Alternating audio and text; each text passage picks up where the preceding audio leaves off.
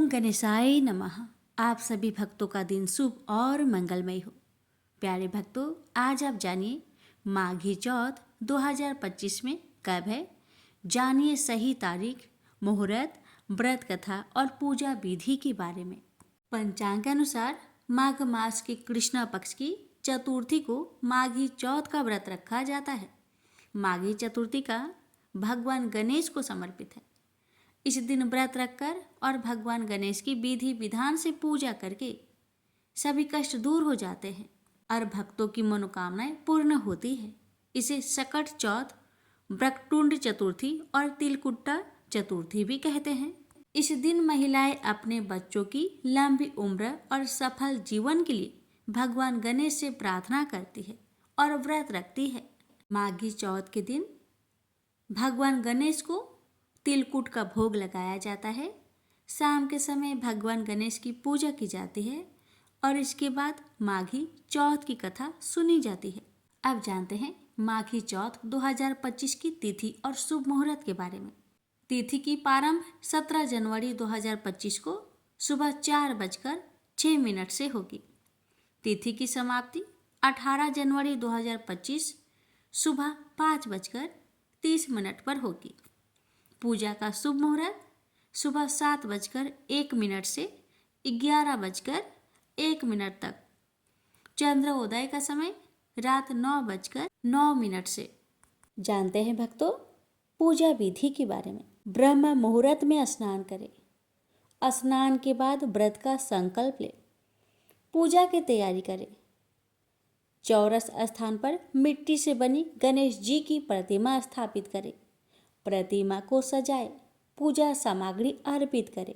रोली, अक्षत, ध्रुवा, लड्डू, सुपारी, अगरबत्ती आदि अर्पित करें। तिल और तिल से बनी चीजें, तिलकुट आदि भी चढ़ाए। मंत्र का जाप करें। ओम गणपते नमः मंत्र का जाप करते हुए गणेश जी की आराधना करें। व्रत कथा सुने या फिर पढ़े। चंद्रमा को अर्घ्य अर्पित करने के बाद ही व्रत का पारण करें। अब रसपान करें माघी चौथ की व्रत कथा। जय श्री गणेश। प्यारे भक्तों, आज रसपान करें माघ कृष्णा पक्ष की गणेश चतुर्थी व्रत कथा। पार्वती जी ने पूछा कि हे वत्स, माघ महीने में किस गणेश की पूजा करनी चाहिए तथा इसका क्या नाम है। उस दिन पूजन में किस वस्तु का नैवेद्य अर्पित करना चाहिए और क्या आहार ग्रहण करना चाहिए, इसे आप सविस्तार बतलाने की कृपा करें। गणेश जी ने कहा कि हे माता, माघ में भालचंद्र नामक गणेश की पूजा करनी चाहिए। इनका पूजन षोडशोपचार विधि से करना चाहिए। हे माता पार्वती, इस दिन तिल के 10 लड्डू बना ले। 5 लड्डू देवता को चढ़ावे और शेष 5 ब्राह्मण को दान देवे। ब्राह्मण की पूजा भक्ति पूर्वक करके उन्हें दक्षिणा देने के बाद उन 5 लड्डुओं को उन्हें प्रदान कर दे। हे देवी, तिल के 10 लड्डुओं का स्वयं आहार करें। इस संबंध में मैं आपको राजा हरिश्चंद्र का वृत्तांत सुनाता हूँ। सतयुग में हरिश्चंद्र नामक एक प्रतापी राजा हुए थे। वे छात्र धर्म में पदु, सरल स्वभाव, सत्यनिष्ठ और विद्वान ब्राह्मण के पूजक थे। हे देवी, उनके शासन काल में अधर्म नाम की कोई वस्तु नहीं थी। उनके राज्य में कोई अपाहिज, दरिद्र या दुखी नहीं था। सभी लोग आदि व्याधि से रहित एवं दीर्घ आयु होते थे। उन्हीं के राज्य में एक ऋषि शर्मा नामक तपस्वी ब्राह्मण रहते थे। एक पुत्र की प्राप्ति होने के बाद ही वे स्वर्गवासी हुए। पुत्र का भरण पोषण उनकी पत्नी करने लगी। यह विधवा ब्राह्मणी भिक्षाटन के द्वारा पुत्र का पालन पोषण करती थी। उस ब्राह्मणी ने माघ मास की संकटा चतुर्थी का व्रत किया। वह पतिव्रता ब्राह्मणी गोबर से गणेश जी की प्रतिमा बनाकर सदैव पूजन किया करती थी। हे पार्वती, भिक्षाटन के द्वारा ही उसने पूर्वोक्त रीति से तिल के 10 लड्डू बनाए। इसी बीच उसका पुत्र गणेश जी की मूर्ति अपने गले में बांधकर स्वेच्छा से खेलने के लिए बाहर चला गया। तब एक नर पिशाच कुम्हार ने उस ब्राह्मणी के 5 वर्षीय बालक को जबरन पकड़कर अपने आवे में छोड़कर मिट्टी के बर्तन को पकाने के लिए उसमें आग लगा दी। इधर उसकी माता अपने बच्चे को ढूंढने लगी। उसे न पाकर वह बड़ी व्याकुल हुई। वह ब्राह्मणी विलाप करती हुई सूर्य नारायण की लाली के सदृश कांतिशाली, हे सुंदर जटा समूह को धारण करने वाले, आप इस दुखिनी की रक्षा कीजिए। हे गजानन, हे बार भुजाधारी, हे मस्तक पर चंद्रमा को धारण करने वाले, हे विनायक, हे अनाथों के नाथ, हे वरदायक, मैं पुत्र के वियोग में व्यथित हूँ, आप मेरी रक्षा कीजिए। वह ब्राह्मणी इसी प्रकार आधी रात तक विलाप करती रही। प्रातःकाल होने पर कुम्हार अपने पके हुए बर्तनों को देखने के लिए आया। जब उसने आवा खोल के देखा तो उसमें जांग भर पानी जमा हुआ पाया। और इससे भी अधिक आश्चर्य उसे जब हुआ कि उसमें बैठे एक खेलते हुए बालक को देखा। ऐसी अद्भुत घटना देखकर वह भयवश कांपने लगा और इस बात की सूचना उसने राजा दरबार में दी। उसने राज्य सभा में अपने कुकृत्य का वर्णन किया। कुम्हार ने कहा कि हे महाबाहु, हे प्रज्वलित अग्नि के समान तेजवान, हे महाराज हरिश्चंद्र, मैं अपने दुष्ट कर्म के लिए बद्ध के योग हूँ। उसने आगे कहा, हे महाराज, कन्या के विवाह के लिए मैंने कई बार मिट्टी के बर्तन पकाने के लिए आवा लगाया, परंतु मेरे बर्तन कभी भी नहीं पके और सदैव कच्चे ही रह गए। तब मैंने भयभीत होकर एक तांत्रिक से इसका कारण पूछा।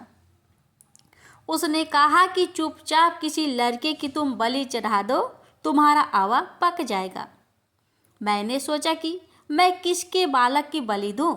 जिसके बालक की बलि दूंगा वह मुझे क्यों जीवित छोड़ेगा? इस भय से हे महाराज, मैंने दृढ़ निश्चय किया कि इसे ही बैठाकर आग लगा दूंगा। मैंने अपनी पत्नी से परामर्श किया कि ऋषि शर्मा ब्राह्मण मृत हो गए हैं। उनकी विधवा पत्नी भीख मांगकर अपना गुजारा करती है। अरे, वह लड़के को लेकर क्या करेगी? मैं यदि उसके पुत्र को बलि दे दूं तो मेरे बर्तन पक जाएंगे। मैं इस जघन्य कर्म को करके रात में निश्चिंत होकर सो गया। प्रातः जब मैंने आवा खोलकर देखा तो क्या देखता हूँ कि उस लड़के को मैं जिस स्थिति में बैठा गया था वह उसी तरह निर्भय भाव से बैठा है और उसमें जांग भर पानी भरा हुआ है। इस भयावह दृश्य से मैं कांप उठा और इसकी सूचना देने आपके पास आया हूँ। कुम्हार की बात सुनकर राजा बहुत ही विस्मित हुए और उस लड़के को देखने के लिए आए। बालक को प्रसन्नतापूर्वक खेलते देखकर मंत्री से राजा ने कहा कि यह क्या बात है, यह किसका लड़का है? इस बात का पता लगाओ। इस आवे में जांग भर जल कहाँ से आया? इसमें कमल के फूल कहाँ से खिल गए? इस दरिद्र कुम्हार के आवे में वैदुर्य मणि के समान हरी हरी दूब कहाँ से उगाई? बालक को न तो आग की जलन हुई, न तो इसे भूख प्यास लगी। यह आवे में भी वैसा ही खेल रहा है मानो अपने घर में खेल रहा हो। राजा इस तरह की बात कह ही रहे थे कि वह ब्राह्मणी वहाँ बिलखती हुई आ पहुंची। वह कुम्हार को कोसने लगी। जिस प्रकार गाय अपने बछड़े को देखकर रंभाती है, ठीक वही अवस्था उस बुढ़िया की थी। वह बुढ़िया बालक को गोद में लेकर प्यार करने लगी और कांपती हुई राजा के सामने बैठ गई। राजा हरिश्चंद्र ने पूछा कि हे ब्राह्मणी, इस बालक के न जलने का क्या कारण है? क्या तू कोई जादू जानती है अथवा तूने कोई धर्माचरण किया है जिसके कारण बच्चे को आंच तक न आई? राजा की बात सुनकर ब्राह्मणी ने कहा कि हे महाराज, मैं कोई जादू नहीं जानती और ना तो कोई धर्माचरण, तपस्या, योगदान आदि की प्रक्रिया ही जानती हूँ। हे राजन, मैं तो संकट नाशक गणेश चतुर्थी का व्रत करती हूँ। उस व्रत के प्रभाव से मेरा पुत्र जीता जागता बच गया। ब्राह्मणी की बात सुनकर राजा ने कहा कि मेरे राज्य की संपूर्ण जनता इस संकट नाशक गणेश चतुर्थी की व्रत करे, इसमें मेरी पूर्ण सम्मति है। राजा ने उसकी परिक्रमा करते हुए कहा कि हे पतिव्रते, तू धन्य है। राजा ने संपूर्ण नगर वासियों को गणेश जी की व्रत करने का आदेश दिया। इस आश्चर्यजनक घटना के कारण सभी लोग उस दिन से प्रत्येक मास की गणेश चतुर्थी की व्रत करने लगे। इस व्रत के प्रभाव से ब्राह्मणी ने अपने पुत्र को पुनः जीवित पाया था। इतना कहने के बाद श्री कृष्ण भगवान कहने लगे कि हे युधिष्ठिर, आप भी सर्वोत्तम व्रत को कीजिए। इस व्रत के प्रभाव से आपकी सभी कामनाएं पूर्ण होगी। आप मित्रों, पुत्रों और पौत्रों को सुख देने वाले साम्राज्य को प्राप्त करेंगे। हे महाराज, जो लोग इस व्रत को करेंगे उन्हें पूर्ण सफलता मिलेगी। भगवान कृष्ण की बात से युधिष्ठिर बहुत प्रसन्न हुए और माघ कृष्ण गणेश चतुर्थी का व्रत करने का निष्कटक राज्य भोगने लगे। प्रेम से बोलिए गणेश भगवान जी की जय। हे भगवान, जैसे आपने उस ब्राह्मणी पर अपनी कृपा करी, वैसे आपकी कथा कहने वाले, सुनने वाले, हुक्कार भरने वाले सभी भक्तों पर अपनी कृपा सदा सर्वदा बनाए रखना। श्रवण करते हैं गणपति महिमा स्रोत की। जय गणपति देवा प्रभु, जय गणपति देवा, विघ्न विनाशन स्वामी, सुख संपत्ति देवा। गौरी पुत्र कहायो शंकर सुत स्वामी, गजानंद गणनायक भक्तन अनुगामी। रिद्धि सिद्धि के मालिक मूषक असवारी, कर जोरे विनती करे आनंद उरे भारी। प्रथम आपको पूजत शुभ मंगल दाता, सिद्ध होए सब कारज दरिद्र हत जाता। प्रेम से बोलिए गौरी पुत्र गणेश भगवान की जय। अब जानिए भक्तों कि माघी चौथ व्रत में हमें क्या करना चाहिए और क्या नहीं। इस दिन भगवान गणेश को लड्डू, तिलकुट और मोदक का भोग लगाए। गणेश चालीसा का पाठ करें। चंद्रमा को जल अर्पित करने के बाद ही व्रत तोड़े। व्रत के दौरान फलाहार कर सकते हैं। अब जानिए क्या ना करें। पूजा में तुलसी के पत्ते ना चढ़ाए, अनाज और नमक का सेवन ना करें। माघी तिल चौथ का व्रत और कथा सुनने से भगवान गणेश की कृपा पाने और जीवन की सभी बाधाओं को दूर करने का एक शुभ अवसर है। इस दिन विधि विधान से पूजा करने से और कथा सुनने से सुख समृद्धि की प्राप्ति होती है। जय श्री गणेश। संकटा माता की व्रत कथा। एक बुढ़िया माई थी। उस बुढ़िया का एक बेटा था जिसका नाम था रामदास। रामदास धन कमाने के लिए परदेश चला गया।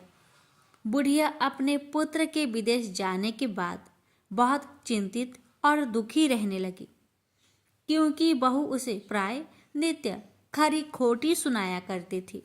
इसलिए बुढ़िया प्रतिदिन चिंतित और उदास रहती और घर के बाहर स्थित कुएं पर बैठकर रोया करती थी। बुढ़िया का यह क्रम रोज चलता रहा। एक दिन कुएं में से दिए की माँ नामक एक स्त्री निकली और उसने बुढ़िया से पूछा, बूढ़ी माँ, तुम इस तरह बैठकर क्यों रोती हो? तुम्हें किस बात का कष्ट है? तुम मुझे अपना दुख बताओ, मैं तुम्हारे दुख दूर करने का प्रयत्न करूंगी।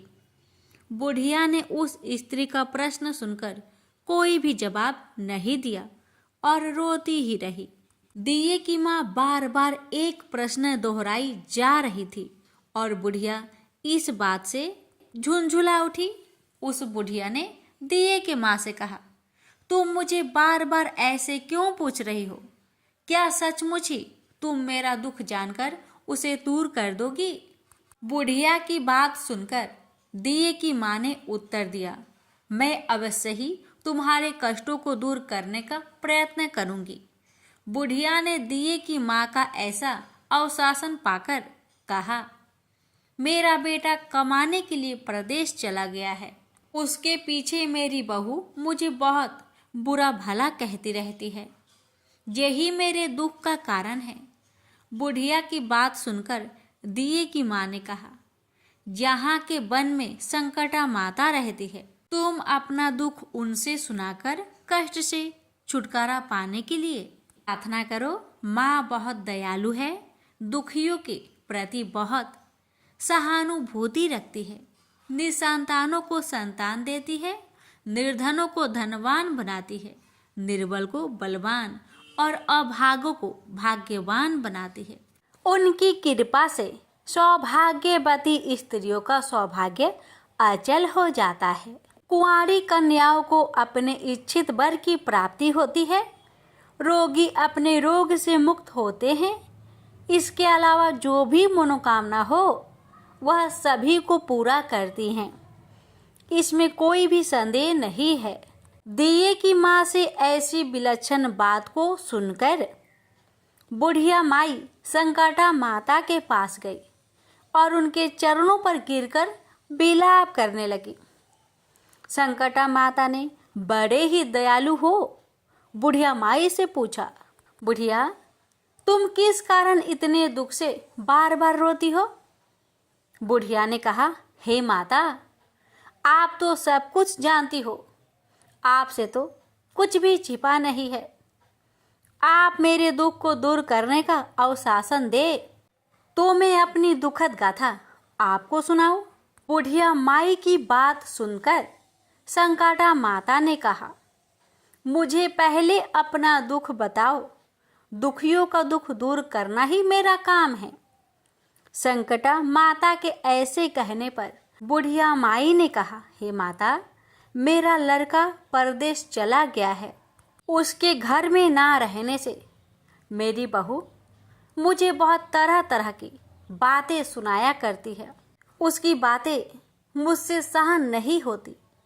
इसी कारण से परेशान होकर मैं बार बार रोया करती हूँ।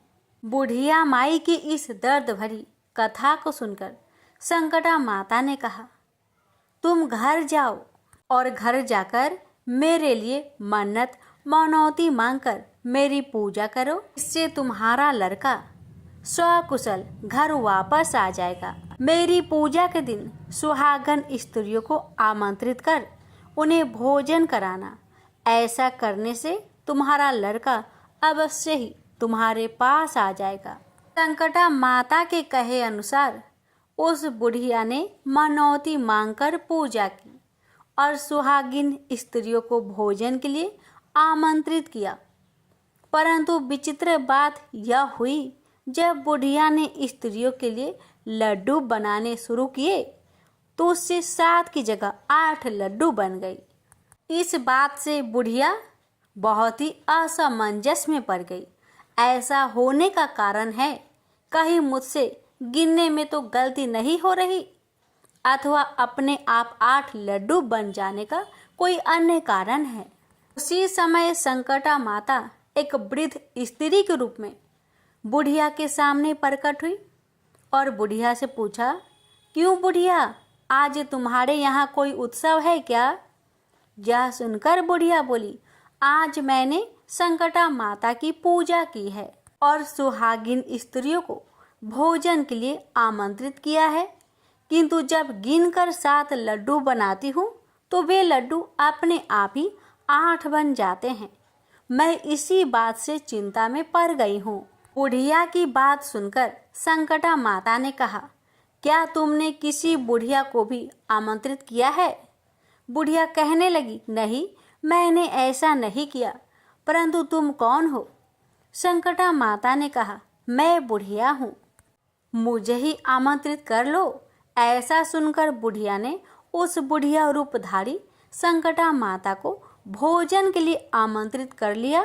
इसके बाद बुढ़िया के घर पर सभी आमंत्रित सुहागिनें आ पहुंची और बुढ़िया ने सबको लड्डू तथा अन्य मिठाई आदि का भोजन कराया।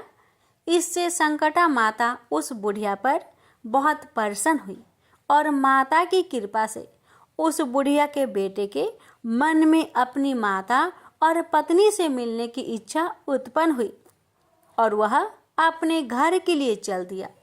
कुछ दिन बीतने के बाद वह बुढ़िया संकटा माता की पूजा कर सुहागिनों को भोजन करा रही थी कि किसी ने उसे उसके लड़के की आने की सूचना दी, लेकिन बुढ़िया अपने काम में लगी रही।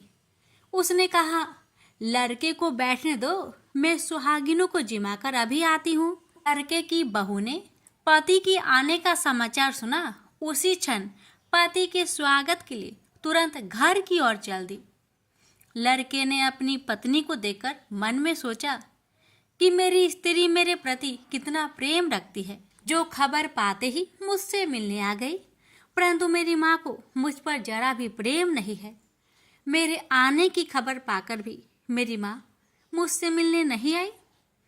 जब पूजा का काम समाप्त हो गया, सभी सुहागिनें भोजन करके अपने अपने घर को लौट गई। बुढ़िया अपने बेटे से मिलने के लिए उसके पास पहुंची। माँ के आने पर लड़के ने पूछा, माँ अब तक कहाँ थी? माँ ने कहा, बेटा मैंने तेरी कुशलता के लिए संकटा माता से मनौती मांग रखी थी, उसी को पूरा करने के लिए सुहागिनें जिमा रही थी। संकटा माता की कृपा से उसका मन अपनी पत्नी से हट गया। उसने माँ से कहा, माँ या तो मैं यहाँ रहूँगा या यह रहेगी। बुढ़िया ने कहा, बेटा तुम्हें मैंने बड़ी कठिन तपस्या से पाया है, इसलिए तुम्हें छोड़ नहीं सकती, इसलिए चाहे बहू का त्याग भी करना पड़े मैं कर सकती हूँ। अतः लड़के ने अपनी स्त्री को घर से निकाल दिया। घर से निकलकर बाहर आई तो बहुत दुखी मन से एक पीपल के पेड़ के नीचे बैठकर रोने लगी। एक राजा उधर से जा रहा था। उसे रोता देखकर राजा रुका और पूछा, तुम क्यों रो रही हो? तब उसने अपनी सारी व्यथा राजा को कह सुनाई। राजा ने कहा, आज से तुम मेरी धर्म बहन हो, इसलिए रो मत, मैं तुम्हारे सभी कष्टों को दूर करने का प्रयास करूंगा। यह कहकर राजा उस स्त्री को अपने महल में लेकर आ गया। महल जाकर राजा ने अपनी रानी को सारी कथा सुनाई और रानी को कहा, देखो आज से मेरी यह धर्म बहन है, इसी महल में रहेगी और इसको किसी भी प्रकार का कष्ट नहीं होना चाहिए। राजा के यहाँ पहुंचकर कुछ दिन बाद धर्म से प्रेरित होकर रामनाथ की स्त्री ने भी संकटा माता का व्रत आरंभ कर दिया और संकटा माता के निमित्त सुहागिनों को भोजन कराने के लिए आमंत्रित किया। उसने रानी को भी आमंत्रित किया। जब सभी सुहागिनें लड्डू खाने लगी तो रानी ने कहा, मुझे तो रबड़ी, मलाई और स्वादिष्ट मिष्टानी हजम होते हैं, यह पत्थर समान लड्डू कैसे हजम होंगे? ऐसी अवहेलनापूर्ण बातें कहकर रानी ने लड्डू खाने से मना कर दिया। कुछ समय बाद संकटा माता की कृपा से रामनाथ अपनी पत्नी को खोजते हुए राजा के महल में आया। वहां आकर अपनी पत्नी को संकटा माता की पूजा करते हुए देखा तो संकटा माता को हाथ जोड़कर प्रणाम किया और अपनी पत्नी से कहा, प्रिय मेरे अपराध को क्षमा करो। पत्नी ने कहा, हे नाथ, यह सब पारबंध से ही होता है, इसमें आपका कोई दोष नहीं है।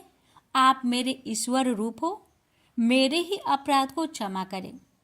यह कहकर दोनों ने विधि पूर्वक संकटा माता की व्रत कथा सुनी, संकटा माता की पूजा की।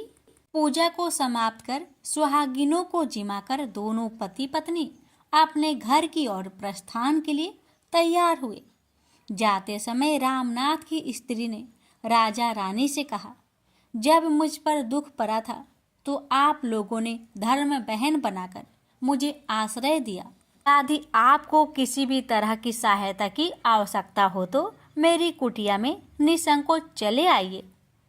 ऐसा कहकर दोनों पति पत्नी अपने घर चले आए। उधर संकटा माता के प्रसाद का निरादर करने के कारण रानी पर भारी संकट आ पड़ा। रामनाथ की बहू के जाते ही उनका राजपाट नष्ट हो गया।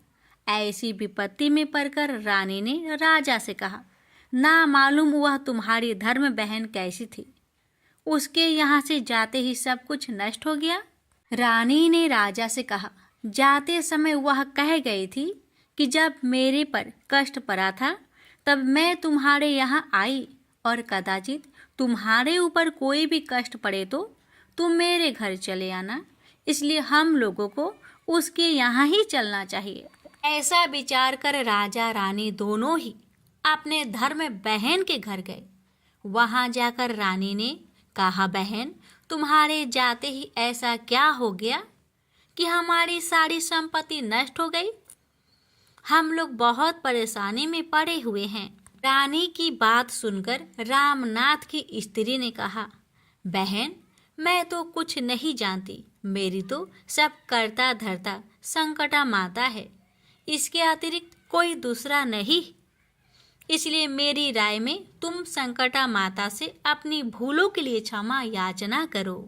उन्हीं की मान मनौती से तुम्हारा काम बन जाएगा। तुम्हारे सारे बिगड़े काम अपने आप सुधर जाएंगे। रामनाथ की स्त्री की बातें सुनकर रानी ने श्रद्धा भक्ति से संकटा माता का व्रत किया और सुहागिनों को जिमाकर अनजाने में हुई अपनी सब भूलों के लिए संकटा माता से बार बार क्षमा मांगी।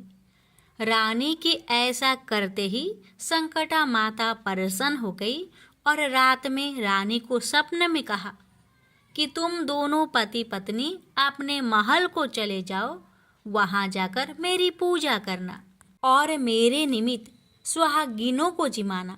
ऐसा करने से तुम्हारा गया हुआ राजपाट तुम्हें दोबारा वापस मिल जाएगा। सुबह होते ही रानी ने अपने सपने की बात राजा को बताई।